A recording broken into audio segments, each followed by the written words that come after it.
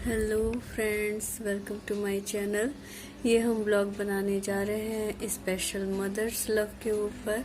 मैं सबसे पहले अपनी मम्मी को एडवांस में हैप्पी मदर्स डे बोलना चाहूँगी और इस ब्लॉग के जरिए जो भी मेरे दिल में है वो मैं उनसे कहना चाहूँगी। तो चलिए स्टार्ट करती हूँ। मैं मम्मा से ये कहना चाहूँगी, mom you are the best for us. आप हमारे लिए सबसे बेस्ट हो। आपने हमें हमारी परवरिश में कोई कमी नहीं रखी। हमें अच्छा खाना दिया, अच्छी एजुकेशन दी, अच्छे संस्कार दिए, अच्छा और हेल्दी माहौल दिया और अपना ढेर सारा प्यार दिया। बट इसके बदले में हम आपको रिटर्न नहीं दे पाए। हमारे बीच जो बॉन्डिंग होनी चाहिए थी वो बॉन्डिंग नहीं हो पाई। ये हम जनरेशन गैप कह सकते हैं या फिर उम्र की नादानी कह सकते हैं। इसमें जो सबसे बड़ा रीज़न है वो ये है कि तब के टाइम में और अब के टाइम में बहुत फ़र्क है। ऐसे ही जब मेरे बच्चे बड़े होंगे तो मेरे टाइम में और मेरे बच्चों के टाइम में बहुत बड़ा जनरेशन गैप होगा। हमारे बीच जो जनरेशन गैप था वो अधिकतर ड्रेसिंग सेंस को लेकर था, बॉयज़ और गर्ल्स की जो फ्रेंडशिप होती है उसको लेकर था। मतलब उस टाइम में क्या था कि एक बॉय और एक गर्ल की फ्रेंडशिप को अच्छा नहीं माना जाता था। बट ये सोचना चाहिए ना कि गर्ल्स एंड बॉयज़ के बीच फ्रेंडशिप का भी रिलेशन हो सकता है। कोई ज़रूरी नहीं कि उनके बीच लव ही हो। और अगर आपको लगे कि आपका बच्चा गलत रास्ते पर जा रहा है या जा सकता है तो उसे सही गाइडेंस देते रहिए, उसे सही गलत समझाते रहिए। थोड़ा ये सब बातें होती हैं जो हमारे बीच दूरी करती हैं, बॉन्डिंग नहीं बनाने देती हैं। अच्छा, और इस ब्लॉग के जरिए मैं अपने व्यूवर्स को एक और इम्पॉर्टेंट बात है वो आपसे मैं साझा करना चाहूँगी कि जो आजकल बहुत सुनने में आता है हरासमेंट के केस जो बच्चों के साथ होते हैं। मैं बच्चों वाले टॉपिक पे बात करना चाहूँगी। तो जो हरासमेंट का केस होता है बच्चों का, उसमें जो मोस्टली होते हैं वो अपने ही लोग करते हैं। बाहर के लोग बहुत कम ही होते हैं। वो आपके ट्रस्ट का फ़ायदा उठाते हैं। तो जब हमें ऐसी बात चले तो हमें उन्हें पनिशमेंट देना चाहिए। और अगर हम उस करीबी को पनिशमेंट नहीं दे पा रहे हैं तो हमें उनसे दूरी बना लेनी चाहिए। इससे क्या होता है ना कि जो बच्चे का आपके ऊपर ट्रस्ट है वो बढ़ता है और उसके लिए आपके मन में दूरी नहीं आती है। तो यही है कि आप अपनी लाइफ में सबसे पहली जो प्रायोरिटी होती है वो बच्चे को दिया कीजिए। कभी अगर उसके साथ गलत होता है, चाहे वो लड़का हो चाहे लड़की हो, तो गलत वो नहीं है, वो बच्ची गलत नहीं होती है। जो गलत करता है वो गलत होता है। और एक दिक्कत की बात ये होती है ना कि जब वो बच्चा बड़ा भी हो जाता है तब भी उसके दिमाग में वो मेमोरी बनी ही रहती है। वो मेमोरी ना तो वहाँ से धुंधली होती है ना वो इरेज होती है। तो ज़रूरी है कि उस माहौल से हम बच्चे को अपने प्यार और भरोसे से निकालें। अब जो हो गया है उसमें तो हम कुछ कर नहीं सकते हैं, बट ये है कि हम अपने प्यार से उसके दर्द को कुछ कम कर सकते हैं। अपना ट्रस्ट बनाकर उसे अपने और दिल के करीब कर सकते हैं। तो ये मामला थोड़ा सीरियस टॉपिक है, तो आई होप अंडरस्टैंड कि मैं क्या कहना चाहूँगी।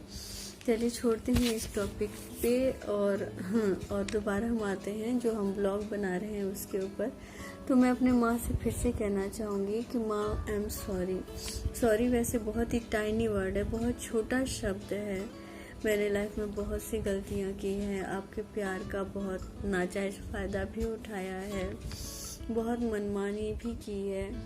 तो उसके लिए मैं आपसे सॉरी बोलना चाहूँगी। बच्चे जब अपनी उम्र पे होते हैं तो उनमें जो समझ का लेवल होता है वो डाउन होता है। और जिस उम्र पे होते हैं ना उन्हें लगता है कि वो दुनिया जीत सकते हैं। वो अगर कोशिश करेंगे तो बहुत कुछ कर सकते हैं। तो कभी कभी ये सही भी बात जाती है, कभी कभी ये गलत भी बात चली जाती है। तो आई होप आप समझेंगी इस बात को। वैसे भी ये बातें तब समझ में आती है जब खुद हम पेरेंट्स बन जाते हैं। जब तक हम पेरेंट्स नहीं बनते हैं तब तक ये बातें हमारी समझ में नहीं आती हैं। अच्छा, मुझे एक बहुत पहले की बात याद है, मैं वो आपसे शेयर करना चाहूँगी कि जब हम लोग देहरादून में रहते थे और मैं शायद 5th या 6th क्लास में थी तब, तो आपने ऐसे ही मुझसे एक क्वेश्चन पूछा था कि बेटा ये बताओ कि तुम्हारी शादी करके अगर तुम ससुराल में जाओ और वहाँ पे तुम्हारी जेठानी हो और तुम हो, साथ में तुम्हारी सास हो, और अगर जेठानी का सास से झगड़ा हो जाए और वो अपनी मायके चले जाए तो तुम क्या करोगी? तो फिर मेरा क्या शब्द था, उस वक्त मेरा बचपना ही था। 5 से 6 क्लास के बच्चे का उस टाइम पे दिमाग कम था, इस समय तो बहुत ही अच्छा लेवल होता है। तो मैंने ये जवाब दिया था, मम्मी मैं भी चली आऊँगी आपके पास। तो आपने कहा था कि नहीं बेटा, अपने ससुराल में रहना, अपनी सास की सेवा करना और उनका हमेशा साथ देना। तो एक ये छोटी सी बात से मैं ये बताना चाहूँगी कि आप हमें एक बहुत ही संस्कारी और अच्छी बहू के रूप में देखना चाहती थी और हमें खुशी है कि हमने आपकी उस बात की लाज रखी। एक बात और मैं कहना चाहूँगी मॉम, कि आप और पापा हमारी लाइफ में बहुत इम्पोर्टेंस रखते हो, भले ही हम शो ना करते हो, बट दिस इज़ ट्रू। आप लोग के बिना कुछ भी नहीं है। अच्छा, इस बार जब हम घर आए थे और हम ट्रूथ एंड डेयर गेम खेल रहे थे, तो जब जो बोतल है वो आपकी और मेरी छोटी वाली सिस्टर जिसका नाम विधि है, प्यार से हम लोग शैम्पू बोलते हैं, तो शैम्पू और मम्मी के सामने पड़ा था। तो मम्मी ने क्वेश्चन पूछा था कि बताओ तुम सबसे ज़्यादा अपनी लाइफ में प्यार किसे करती हो? तो उसने कहा था कि दीदी को करती हूँ। और लाइफ में मेरी अगर कोई भी बात होती है या अपने दिल की बात, मैं उन्हें पहले बताना चाहूँगी। तो मैं उस बात को अभी फील कर सकती हूँ कि आपको अंदर से खुशी भी हुई होगी और कहीं ना कहीं थोड़ा सा दुख भी हुआ होगा।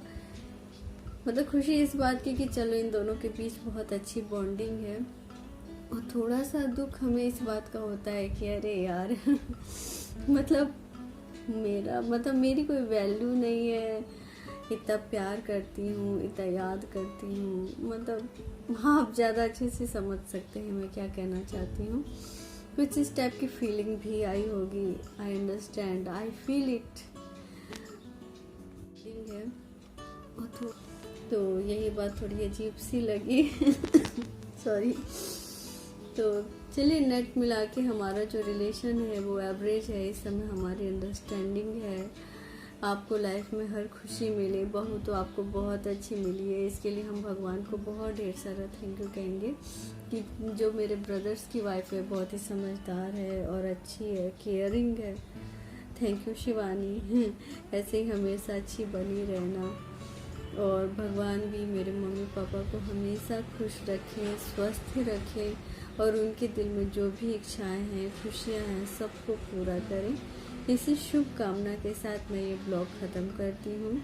आप भी अपने मम्मी पापा को ढेर सारा प्यार दीजिए, सम्मान दीजिए, उनकी इच्छाओं की कद्र कीजिए और उन्हें कहीं ना कहीं किसी न किसी रूप में अपने दिल की बात ज़रूर बताइएगा। Okay friends, bye.